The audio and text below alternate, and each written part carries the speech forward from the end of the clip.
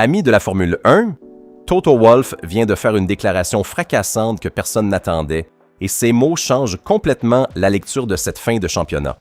Le directeur de l'équipe a reconnu ouvertement qu'il n'avait pas les moyens de porter des développements sur la voiture, que l'équipe était à bout de souffle à cause du plafond budgétaire, et que le prochain paquet de mises à jour n'arriverait qu'en Malaisie, en octobre. Vous avez bien entendu, car cela signifie qu'entre le premier et le second paquet de l'équipe de Brackley, pas moins de 10 grands prix s'écouleront. Une éternité dans une saison où les développements décident de tout. Mais ce qui est encore plus intéressant, c'est qu'Andrea Stella a pratiquement contredit Wolff en invoquant un détail du règlement que presque personne ne connaît, une franchise de 3 millions accordée par la fédération.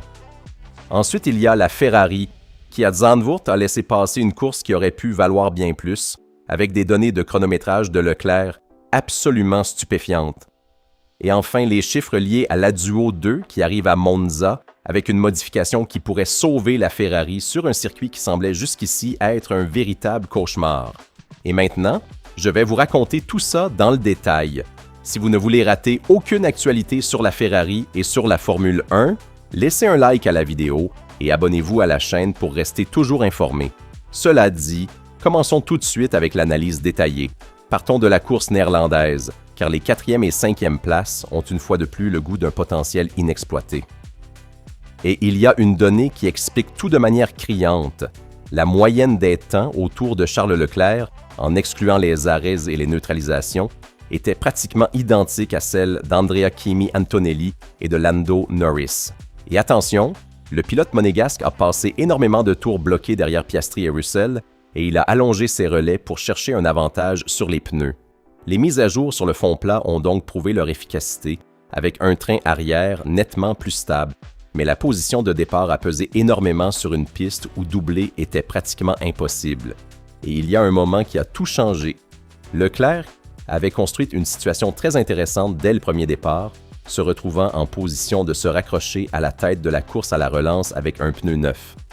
S'il avait réussi à s'insérer dans la bataille avec Antonelli et Norris, on aurait assisté à une course totalement différente, mais le mauvais second départ a vu Piastri se replacer devant avec le pneu dur, réduisant à néant toute ambition de résultats importants. Et c'est là qu'on entre dans un sujet qui fait beaucoup débattre. Car sur le double duel avec Russell en phase centrale, Leclerc lui-même a déclaré que sa stratégie était de mettre son rival sous pression pour l'obliger à s'arrêter tôt, afin de créer un avantage sur les pneus. Mais vu l'efficacité de l'undercut dans cette course, anticiper l'un des deux arrêts aurait peut-être été le meilleur choix.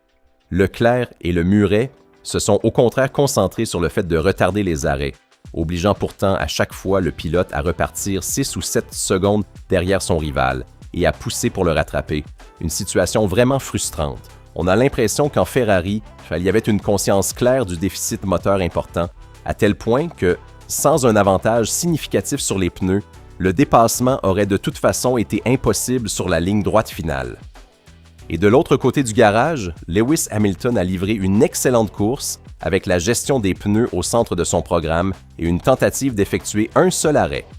Une stratégie très audacieuse, mais qui lui a offert une réelle chance de podium grâce à son excellent rythme et à la longue neutralisation peu après la mi-course.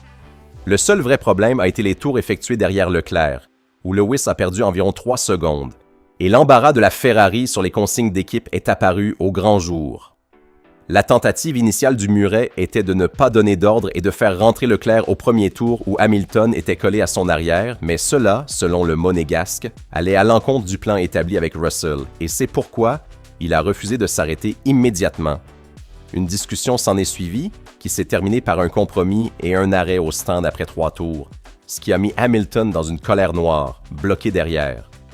Disons-le clairement, le muret a besoin de davantage d'autorité et d'une planification bien plus efficace de ces situations, à gérer avec professionnalisme et non avec embarras. Et la neutralisation à 2 tours de l'arrivée a achevé l'affaire, privant Lewis de sa seule vraie opportunité d'attaquer Russell. Et maintenant, la nouvelle la plus fracassante. Car pendant que Ferrari et McLaren continuent d'innover sans relâche, l'équipe de Brackley n'a pas encore apporté son second grand paquet de nouveautés, et Wolff a expliqué pourquoi, sans détour, nous sommes à bout de souffle en ce qui concerne le plafond budgétaire, Nous ne pouvons pas apporter de grandes mises à jour toutes les 2 ou 3 courses. Les nouveautés arriveront en Malaisie, a reconnu le directeur de l'équipe, et il a enfoncé le clou. Nous n'avons pas l'argent pour mettre des développements sur la voiture. Nous essayons de répartir les mises à jour de manière uniforme tout au long de l'année en nous basant sur nos calculs sur le moment où nous pouvons introduire les améliorations les plus importantes et optimiser les points au championnat. Mais nous ne pouvons tout simplement pas faire ce que nous ne pouvons pas faire. Et le chiffre qui en ressort est impressionnant. Entre le premier et le second paquet, il y aura un écart de pas moins de 10 grands prix. Wolff a ensuite nié que le problème vienne d'une dépense excessive en début de saison. Je ne le crois pas. Je pense que nous sommes une entreprise d'une certaine taille et infrastructure. Nous payons très cher les problèmes de fiabilité qui nous ont coûté entre 50 et 100 points. Et voici la partie la plus fascinante, car Andrea Stella n'y croit pas du tout. Je voudrais te croire, mais en réalité, je ne te crois pas. Et je ne le crois pas parce que, grâce aux nouvelles réglementations sur les groupes motopropulseurs pour 2027, toutes les équipes bénéficieront d'une franchise dans leur rapport sur le plafond de dépenses, a déclaré l'ingénieur italien. Et il y a là un détail passé inaperçu qui explique tout. Compte tenu des modifications apportées aux groupes motopropulseurs et à l'aérodynamique en vue de 2027, la Fédération a accordé 3 millions supplémentaires en les soustrayant des dépenses, aussi bien pour cette année que pour la prochaine, en considérant que les moteurs changeront à nouveau en 2028. À ce stade, plus qu'une question d'argent, cela devient une question de comment répartir les heures de soufflerie entre cette saison et la prochaine. Et Stella est allé plus loin. Je suis sûr que, ayant vu leurs concurrents hausser leur niveau, ils exploiteront le développement qui est certainement déjà en cours en coulisses. Je suis convaincu que la voiture en soufflerie est bien plus rapide que celle qu'ils ont en piste et qu'ils voudront convertir une partie de ce potentiel en mise à jour réelle. Évidemment, il vaudrait mieux que non, mais je ne veux même pas y penser. Et en effet, quelque chose se met en mouvement, car en Malaisie arrivera un important paquet de développement, en grande partie déjà conçu mais dont la production avait été gelée. Le programme initial prévoyait de ralentir fortement le développement dès avant la pause estivale, en misant sur les investissements réalisés pendant l'hiver sur le moteur et le châssis, pour arriver à mi-saison avec un avantage suffisant pour gérer le championnat. Mais la Hongrie et Zandvoort ont raconté une toute autre histoire, et c'est là qu'on voit la stratégie gagnante de la Ferrari. Car à Maranello, ils avaient arrêté très tôt de développer la voiture de l'année dernière, ce qui a laissé beaucoup plus de ressources pour la SF26. De plus, ayant un déficit moteur qui nécessite des délais de développement plus longs, il était fondamental pour le cheval cabré d'introduire des mises à jour sur le châssis avec une grande régularité, non seulement pour rester dans la lutte, mais aussi pour empêcher les concurrents d'interrompre tôt leur développement et de se concentrer en avance sur la voiture de 2027. Une stratégie qui a parfaitement fonctionné, et nous en arrivons au futur immédiat. À Maranello, les tests d'endurance du nouveau moteur s'achèvent, désormais prêt pour ses débuts à Monza.